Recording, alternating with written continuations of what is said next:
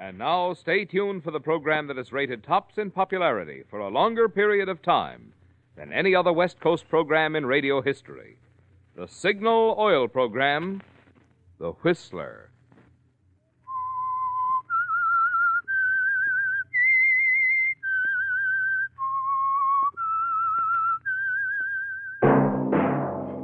Signal, the famous Go Farther gasoline, invite you to sit back and enjoy another strange story by The Whistler.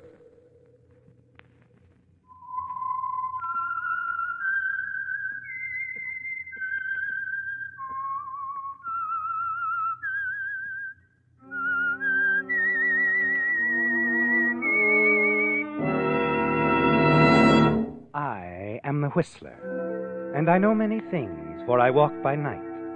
I know many strange tales hidden in the hearts of men and women who have stepped into the shadows. Yes, I know the nameless terrors of which they dare not speak. And now for the Signal Oil Company, The Whistler's strange story, The Little Things.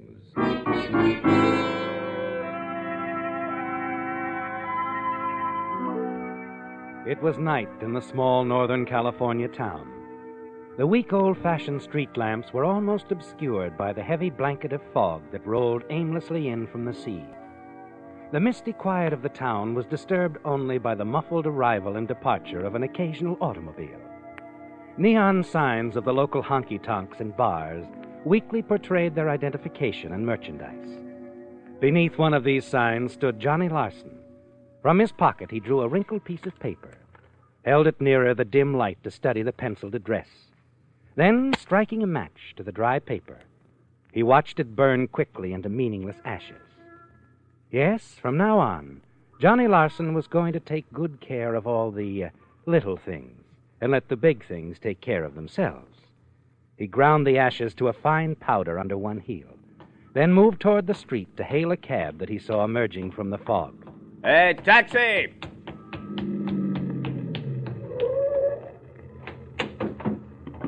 Where to, Chief? 400 block on Olive Street. Okay. You almost slipped, didn't you, Johnny? Almost forgot to take care of a little thing. You caught yourself just in time, or you'd have given the driver the street number you so diligently burned. But now, as you settle back into the seat of the cab, you reflect again on the 5 long years you've just spent behind bars and the little inconsequential things that had put you there. You promise yourself you won't forget again. In a matter of minutes, you're standing in front of a large, outdated frame house. You peer both ways into the fog and listen. No sound of footsteps, no one nearby to see you enter. You walk quickly up the wooden steps. At your knock, the door opens a scant distance, only enough to allow a thin shaft of light to pierce the darkness about you. Yeah, who is it? Larson. Okay.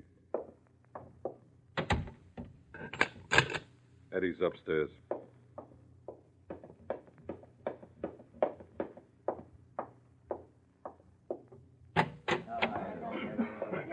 Well, look who's here, man of the hour. Come in, Johnny, come in. Hi, Eddie. How do you feel after your vacation, Johnny? Lonely. Same old Johnny. Everything for laughs, huh? Oh, come here. I want you to meet the boys. And the girl. Bernie, Al, meet Johnny Larson. Best in the business. Hi, Johnny. Hi. Laura, is Johnny. Hello, Johnny. She in this, Eddie?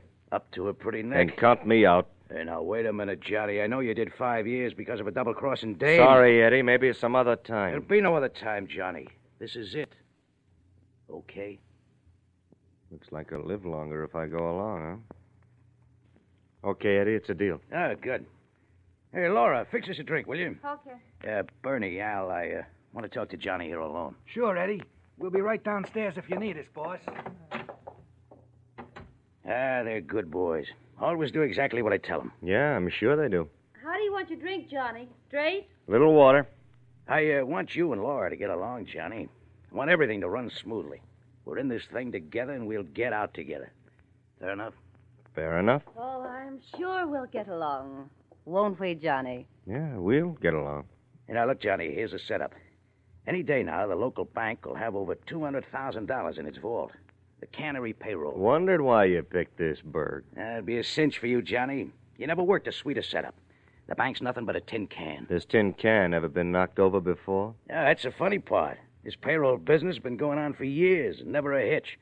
And I tell you, this vault's as simple as a piggy bank. 1910 equipment all the way through. Good. When do I case it? You won't. Not in person, anyway. That's Laura's job. She'll have so many pictures of the inside of that bank, we'll be able to build one of our own just like it. And the pictures will be all yours, Johnny. With them, you can become familiar with the whole layout. No, those alarm systems are not as easy as you think. Some of the simplest looking and the most dangerous. Not this one. Like I told you, it's turn-of-the-century stuff. Any smart high school kid could take it apart. Sounds okay. Now, how about the split? That's my lookout. You'll get your share. I just thought I'd ask. Sure, Johnny. Sure. And now I think we better turn in. This thing could break any time. You look like you could use some sleep. Oh, I could. Had a long trip. Hey, show him to his room, Laura. Sure. I'll see you both in the morning.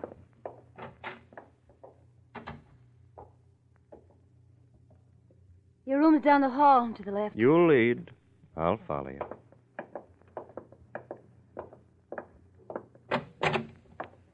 Yeah. Looks pretty good to me. Johnny, Huh? do you know Eddie very well? Why? Oh, nothing. Only, wouldn't hurt to keep your eyes open. Thanks. Won't hurt you to keep your mouth shut. Okay. Forget it. I will. Good night.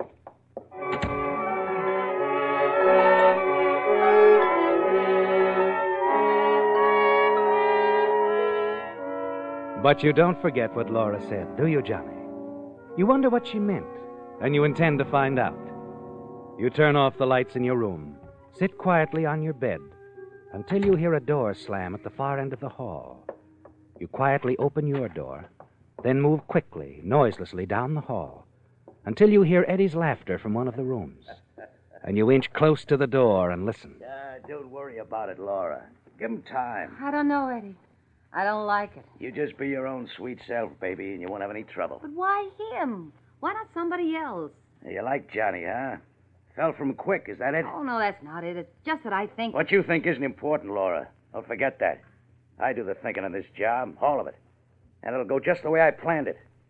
On a caper this big, we need a fall guy, and Johnny Larson is made to order. He's our pigeon.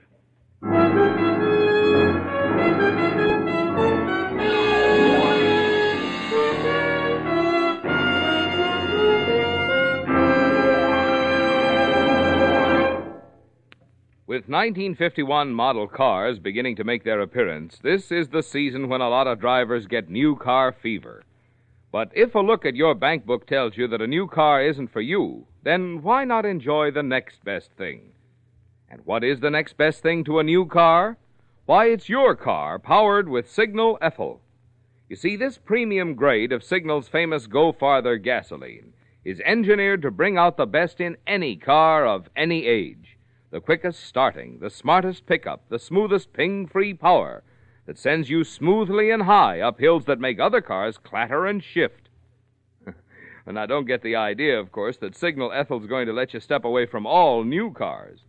After all, smart new car drivers use Signal Ethyl, too, to bring out all the exciting performance that's built into today's power-packed high-compression motors. But of this you can be sure.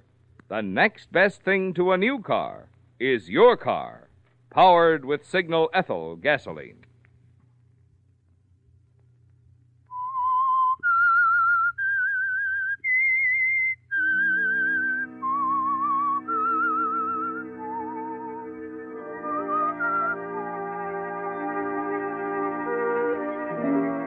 Well, Johnny, somewhere along the line you must have overlooked one of the little things. But you never thought of being the fall guy, did you, Johnny? You know Eddie's right. You are tailor-made for that role. An ex-convict with your reputation could shout his head off about a double cross, and no one would listen. Finally, you go to bed and fall into a restless sleep, certain of only two things: that there will be a fall guy, but it won't be you. Late the next morning, a persistent pounding on the bedroom door awakes you. Okay. Okay. San Quentin must have made you cautious, Johnny. I should think you want to get away from locked doors. Habit, I guess, Eddie. What time is it? 11 o'clock. Well, what's all the noise about? We're cracking this thing tonight. Tonight? Yeah. Cannery payroll was delivered at 8 this morning. First time they ever brought it in on a Saturday. That's right, it is Saturday. How do you know it was the payroll was delivered this morning? You underestimate me, Johnny. Okay. And what about the pictures? Laura walked in that bank this morning at 10. When she walks out, she'll have more photographs than the family album. Look, this picture business, it's pretty risky, isn't it? Not when it's done my way, Johnny. You see, Laura has a small camera fastened inside her purse. A tiny hole in one side of the purse holds the lens. All she has to do is hold her purse in any direction and press the back of it, where the cable release is, and she's in business. Oh. She opens her purse for a Kleenex and turns the film. Simple. She could take a picture of the bank president himself and get away with it. You got it all figured out, haven't you, Eddie? Always, Johnny. Always. Yeah. Well, what's the getaway pitch? Now, we split up in 2 cars. The boys and I'll take the sedan, you and Laura the coupe. We want to avoid all possible suspicion. And how about that split? We'll meet in Las Vegas tomorrow and divide the haul there. Las Vegas is a long way off. I'd prefer my cut right after the job. Sorry, Johnny. My plans are made. Besides, you'll have my deposit of good faith with you. What do you mean? Well, Laura, of course. She's worth $1 million in any man's language. Well, thanks for the compliment, Eddie. But $1 million's a little high. Laura, baby, how'd it go? Oh, wonderful. No trouble at all. You know, I could have filmed Gone with the Wind in that sleepy little box without being noticed. Good. Now, the sooner you get those developed, the better. I knew you'd be impatient, Eddie. Look, I'll use the big closet over there for a dark room. Should have the wet prints in about an hour. Good. I'll be downstairs. Give me a call when you have them finished. You know, Eddie's like a kid with a new toy when he's on a job. I guess everybody gets a little nervous. Boy, when this is over, I'm going to make the most expensive dress shops in Los Angeles think they were hit by a whirlwind. Los Angeles? You bet. As soon as I get my share, I'm heading for the best Might shop. take a little while to get to L.A. from Las Vegas. Oh. Well, I guess I can't get Los Angeles out of my mind. Ever since I was a kid, I've wanted to put on the dog there. Sure. I know how it is. Yeah. Well, I guess I better get those pictures developed. Yeah, maybe you better. We can't keep Eddie waiting.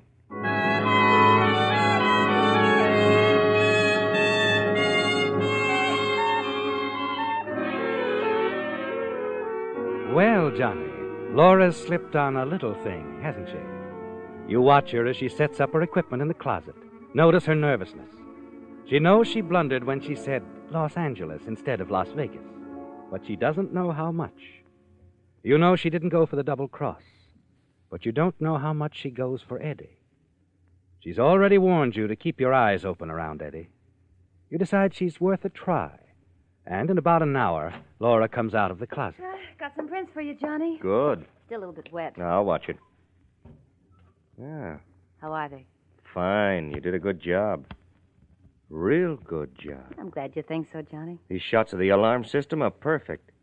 Yeah, I've handled this kind before. Simple. How about the vault? Duck soup. Eddie was right. The whole setup is ancient. Looks big and impressive, but the easiest kind in the world to crack. Eddie said you know what to do with it, all right. You got more prints? Oh, yeah, a lot more. Wonderful setup. Can't get over what an old-style vault this is. Guess I'll call Eddie and tell him they're ready. Yeah, wait a minute, Laura. Look, what's with you and Eddie? Well, what do you mean? I mean, how many double crosses would you pull for Eddie? I don't know what you're talking about. Look, baby, I know all about it. It's all fixed for me to be the sacrifice. Oh, you're not feeling very well, Johnny. I better call Eddie. I wouldn't if I were you, Laura. It'd just end up with somebody getting hurt. There'd be no $200,000, no Eddie, no Laura, and no Johnny. Now, what do you say we be friends? Well, you gotta believe me, Johnny. I had nothing... Sure, I know. You don't like that double-cross idea. Eddie knows you don't. I heard you telling him. That's just one more reason we should be friends. Because if Eddie found out I knew, he might get a little worried about you. You wouldn't tell him that I... Relax, Laura. We're friends, remember? What do you want from me? How does Eddie figure on framing me? Well? The pictures. What? These pictures? Yeah, the ones you're holding in your hands. Your fingerprints are all over them. He was going to leave them in the vault. Well, what do you know? That's pretty clever for Eddie. After the getaway, I was to run out on you in Las Vegas. Eddie knew you'd try to find me, but he also knew the cops would be trying to find you. Well, he was banking on the cops finding you first. They probably would have. Might have been fun, Laura. Well, what are you going to do? Go through with it just as if nothing happened. Well, how do you expect to get away with it? I don't know yet, but I'll find out. Call Eddie up here. What? You heard. Only when you give him the pictures, you give him the ones I haven't touched. Outside of that, we act as if nothing happened. Yeah, but suppose he finds out. He won't. Well, what about me? Don't you worry, baby. Johnny will take good care of you. Now go on to the door and call Eddie.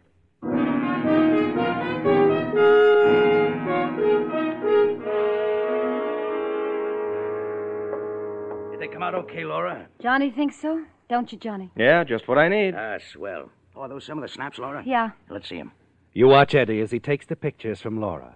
Notice how carefully he holds them, on the edges by his forefinger and thumb, taking care that his fingerprints won't appear on them. You feel Laura's stare burning into you as Eddie speaks. These are perfect, Laura. A cinch for you, huh, Eddie? Nothing to it. Hey, think we can pull the whole job in under 20 minutes? Won't take me 5 minutes to crack the alarm system in the vault. All depends on how long it takes us to get inside the bank. Oh, that'll be the easiest part. There's an old ventilating setup at the rear of the bank. Al has walked past it several times. We'll be able to rip it right off the wall. It'll leave a hole large enough for you to get through. After you get inside, you can let us in through the side door. Now, by the way, how are you going to handle things while we're pulling the job? We leave the coupe here at the house and pick it up on the getaway. Laura will drive the sedan, stay outside as a lookout. That way, Al, Bernie, and I can work inside the vault. And we'll have 4 suitcases that I hope to fill. Mm-hmm. And with the 3 of us working inside, it shouldn't take us more than 10 minutes. And what about me? After you open the vault, you keep your eye on the street from inside the bank. And keep your ears open for any signal from Laura. Sounds okay. I think that covers it. I'll just take these pictures with me and let the boys get familiar with the layout. We still gonna split in Vegas? Yeah, why? Nothing. Just thought you might change your mind. You'll get your share in Vegas, Johnny. Well, I won't get to Las Vegas if I don't get something to eat. How about you, Johnny? No, not now. Maybe later. I'm going to think about that alarm system a while and then get me a little more sleep. I got a lot of catching up to do.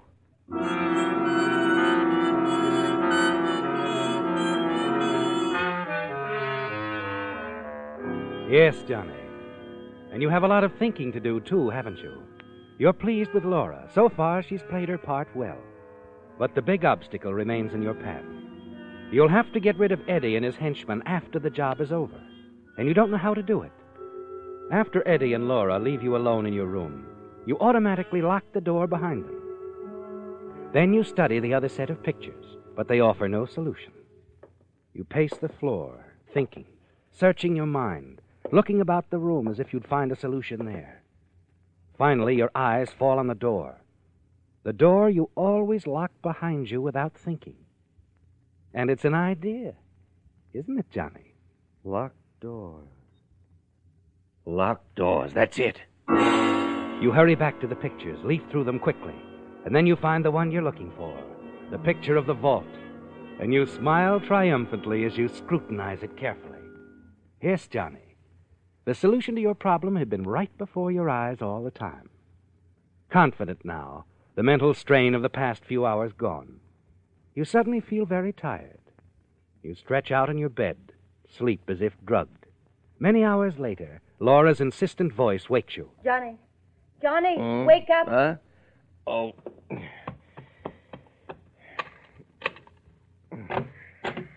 4:30 in the morning. Everything's ready. You don't usually get up this early, especially on a Sunday. How could you sleep knowing what you know? Practice, baby. Practice. Johnny, I've got to know. What are you going to do? Get myself off the hook. Yeah, but what about me? Don't you worry, baby. I'll take care of you. It's a promise.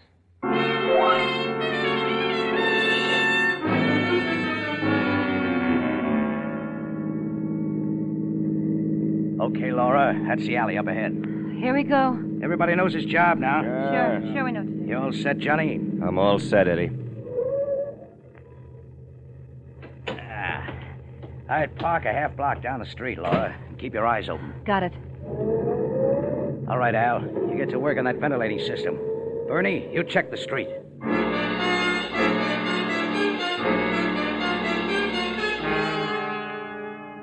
Eddie's men are well trained, aren't they, Johnny? Not a moment lost. In a matter of seconds, you hear the faint sound of metal against stone. You begin to feel uneasy, but you don't have long to think about it. Before you know it, Eddie's voice brings you out of your thoughts. Okay, easy. Yeah, I got it. You look up and notice the gaping black hole where the obsolete circular ventilator had been a few minutes before. All right, Johnny. You experience that old feeling of excitement as you're lifted up to the ventilator hole and clamber through. Once inside, you spot the alarm system control. Quickly but cautiously, you put the alarm system out of commission. Then you move for the door. Work patiently with the door lock until you feel the lock spring. You swing the door open. Good work, Johnny. Get the boys. This won't take long. You move for the vault. Go to work swiftly and methodically. You work with the combination slowly. Then, reaching up, you take hold of the gigantic handles of the door and pull gently.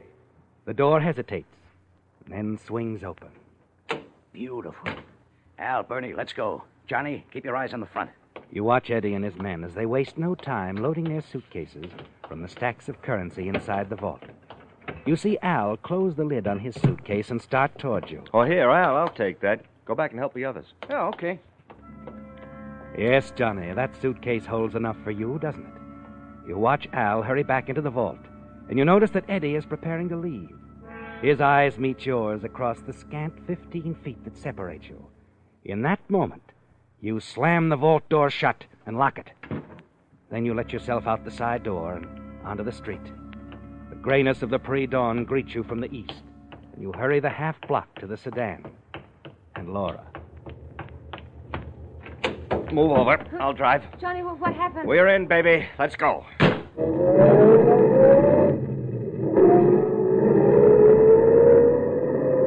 But Eddie, the others... Snug as rats in a trap, baby. I locked them in the vault. Vault?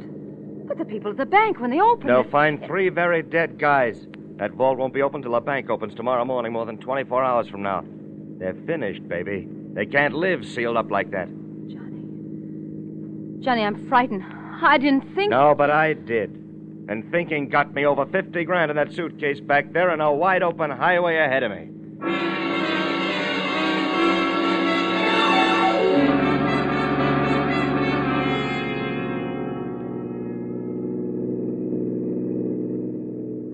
How far have we come, Johnny? Oh, 100 miles or so, I guess. Must have. Sun's up now. That's strange. We haven't seen any cars. You sure you know where you're going, Johnny?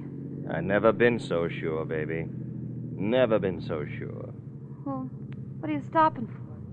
This is in the middle of nowhere. Yeah, I know, baby, I know. It's the end of the line for you, Laura. Johnny, what do you... Oh, Johnny. No. Not a gun. I don't need you anymore, baby. And I can't trust you. Come on, get out of the car. But... Come on, move. Wait, Johnny, please. Please, Johnny, you can trust me. I'll do anything. You double-crossed Eddie for me, you'll double-cross me for somebody else. You're the only one left who can identify me. But I won't tell anyone, Johnny. I promise. Sorry, baby. I promise. I promised you I'd take care of you. Remember?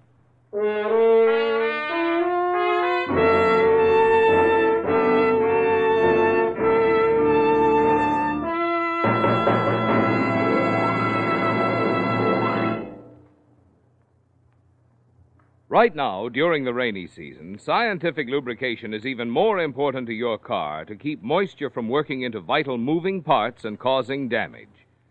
That's why I think you'll be interested in knowing about some of the extras you enjoy when you have your car lubricated at a Signal service station.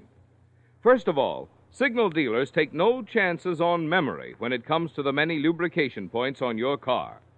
Instead, they check against Signal's factory-recommended lubrication chart, which clearly shows every part. Then they use 9 specialized Signal oils and greases, so each part will get the exact type of protection it needs. And finally, just to make doubly sure not a single part has been overlooked, they check each part again, which is why it's called Signal Double-Check Lubrication. Now, that's the kind of lube job you want if your car is to give you the long, trouble-free service that was built into it. And that's the kind of lubrication you get from friendly, independent Signal dealers.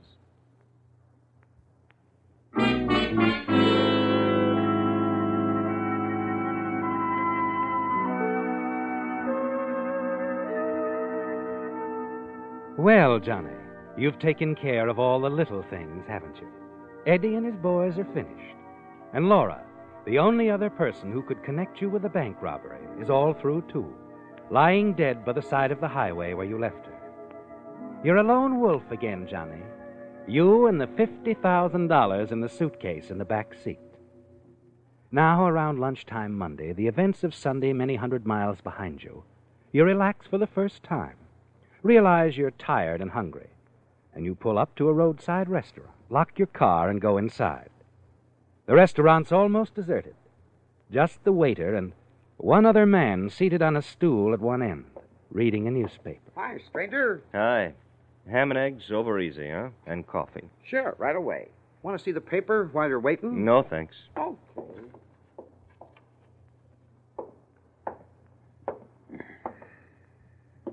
Hello, mister. Oh, hello. Mister, you're under arrest. What? I'm sheriff of this county. What? Okay, but I just got in your county. I couldn't have broken any laws. You're under arrest for murder, mister. Now, wait a minute. You got the wrong boy. No, I don't think so. You murdered a girl back in California sometime early yesterday Now, morning. look, you're crazy. You got me confused with somebody else. I don't think I have. If there's one thing I'm sure of, you're the guy they're after. I don't know your name. You're the guy, all right. Look at this picture on the front page. Hey. You see? It's you, all right. But how? It's the darndest thing I ever heard of. The deputies who found the girl's body found a little camera rigged in her purse. She must have taken your picture just as you fired the shot that killed her.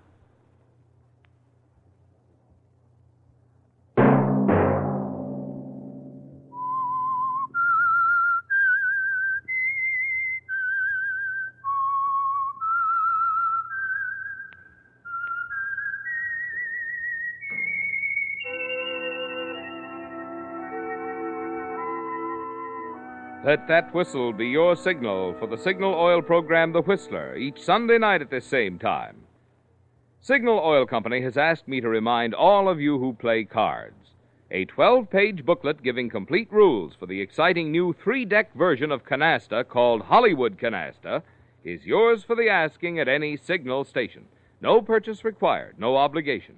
Any Signal dealer will be glad to give you this booklet on Hollywood Canasta free while his supply lasts.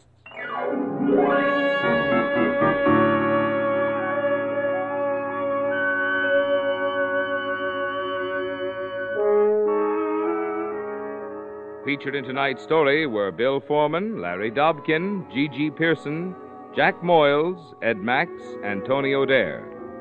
The Whistler was produced and directed by George W. Allen, with story by James J. Cullen, music by Wilbur Hatch, and was transmitted to our troops overseas by the Armed Forces Radio Service.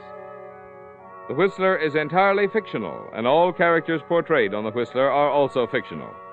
Any similarity of names or resemblance to persons, living or dead, is purely coincidental. Remember at this same time next Sunday, another strange tale by The Whistler.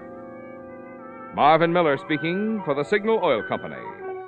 Stay tuned now for Our Miss Brooks, starring Eve Arden, which follows immediately over most of these stations. This is CBS, the Columbia Broadcasting System.